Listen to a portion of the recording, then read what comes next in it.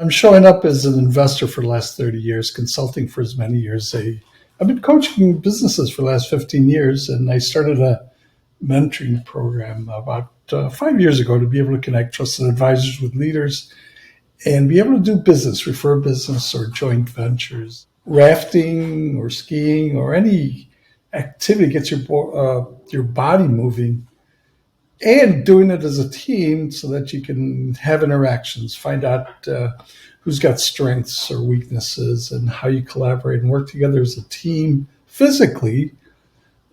Then, of course, when you sit around the board or you sit around the Zoom, you can communicate better. You know each other better from physiological standpoint. So what's interesting, though, is when you have remote workers, you can't go rafting together. It's not convenient, especially if you're in different countries, like Leanne's in Sydney. I want to go to Sydney or I want to go to Australia, but it's just not timely to be back by tomorrow morning. So the key is that you can substitute that. And what's interesting is to be able to learn how to do a triad breathing or do some techniques that really elicit some physical activity and doing it together if you're not going to meet together. Obviously, rafting or skiing together, and of course, there has to be a commonality to the skills for doing, but rafting seems like everybody could do that. They just sit on the raft and just move. But doing it more frequently, because the rafting, let's say you do it once a year if you can, but doing it more frequently, I think physiologically, getting together. One of the things that I do with one of the sessions I participated in is we go through breathing techniques, and each person seems to have a different approach to that. So that seems to work out well to get us in a state of cooperation, learning, and at least participation. So I would approach the physiological aspect first, and helping others find out how they do that, or uncovering what they did actively or physically to get to a higher level. So that releases stress. And if you release the individual stress collectively, I think that releases all of that, because I do believe there is team stress and group stress that exists. And that is stress is neither good or bad. It's just an emotion. So actually, you want to welcome stress to be able to move you forward. The difference I'm starting to notice, especially as we have this conversation, is when you think of it as negative stress or something that's really by results, they're not working well, they're not cohesive, or there's something that's not going well. That seems to be that there's some physiological cortisol in play. And so when people go out to, whether it's skiing or rafting, you shift that to getting dopamine. And that's a physical shift that also, and we all welcome dopamine. I mean, that's just our natural response for something that feels good. So it's shifting our chemical balance internally. So the key there is using a cortisol stress to trigger something that gives you creativity, or triggers that to get something where you're active in a different way. And the point is this, that they had to move out of their environment to get that. And my contention is that you don't have to move out of that environment, either because you can't or because it's inconvenient or it's got to be quick. So there has to be a way to find out how to take that from a state of having too much cortisol to a state where you can get dopamine in the same environment, and doing it more frequently. Because if you have to plan, if you have to do that together, maybe you do it once a month or once a year, that's not continuous. But if you can do it automatically every single day or every single moment, then all of a sudden you have a team that's learning quickly, fluid, and highly anti-fragile. I call them signals. You want to be able to shoot off a signal to be able to get into a different state. We human beings are phenomenal emotional masters. We could actually shift very quickly if you knew how. And of course, signals or triggers are very good help for that. Music is one of those ways that uh, really soothes our soul to some level. In fact, if you go to listen to an artist that plays music and they're performing at their best, not just practicing, but performing, let's say, prepared, they get into a higher level of consciousness.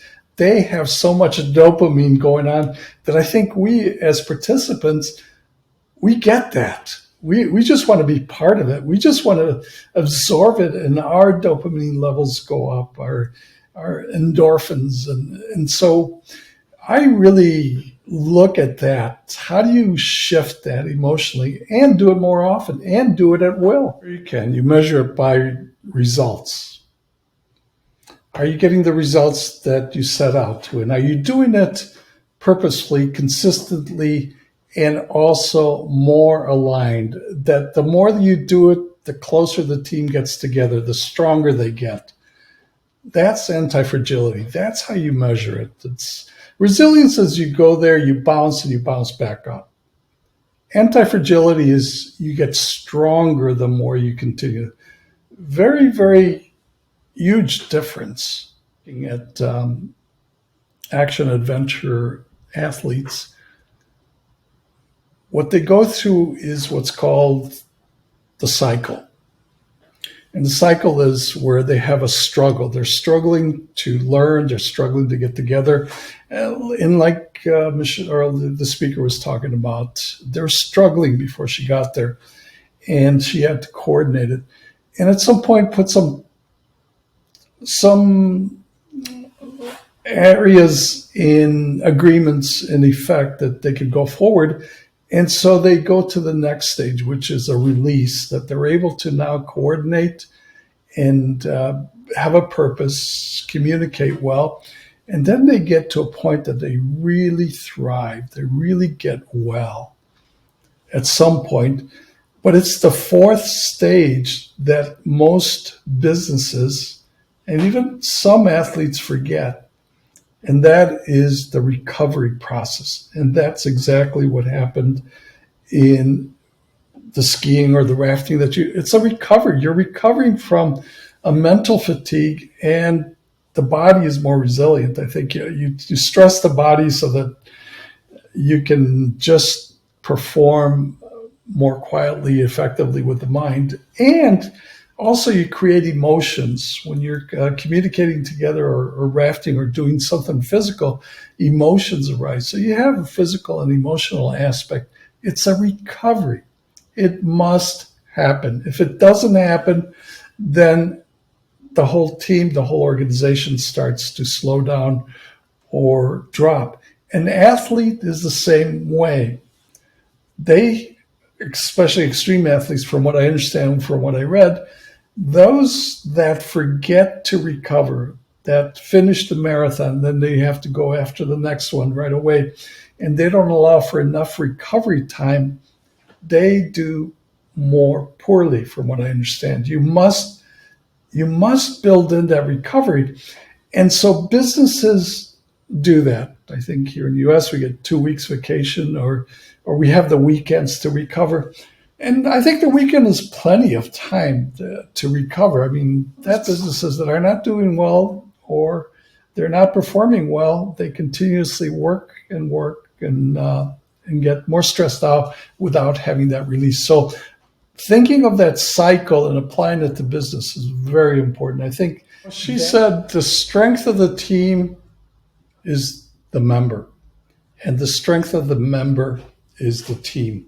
They're interrelated. I don't think you can separate it. The key here is how frequent can you be resilient, recover, and go back and do your best. That's called the organizational resilience. And so I took the model that they had and I rearranged it to make sense. And purpose and values is uppermost, as Mary said. If you look at it at the top quadrant, right quadrant, That's the end result where we want to get to. Now, whether you start right away or end up with that, you want to maintain that purpose and values. But I think initially we start with the relationships. We start where they're at. And that's the bottom left quadrant. You start with the interactions, the relationships, building up trust and building up at least some way for them to get some relief of the stress or be able to have some cohesiveness with the emotion. And then going up to learning, having a culture of learning, a continuity to learn more, to be adaptable, and wherever that learning comes from. And then once you have the purpose and values, to be able to have what the model calls a shared leadership, which it makes sense to me when I thought of it, where somebody can take over when the main leader is there. In fact, when the main leader leaves, that the organization functions better because you have somebody else that gets stepped in. And then I thought, when I look at this, there is a self aspect, and which might be individual, and others. And the self is the relationships. You start up with yourself, however you show up, and you start developing relationships. And the learning part, I think that's more the self aspect. And the others part might be that we all cohesively as a team come together as a purpose with the values, and we interchange the leadership. And then I thought that there's also a component of people and processes. And so I shared the model on the chat box, and it's just one of those things that allows me to reflect to see if perhaps we're heading in the right direction. And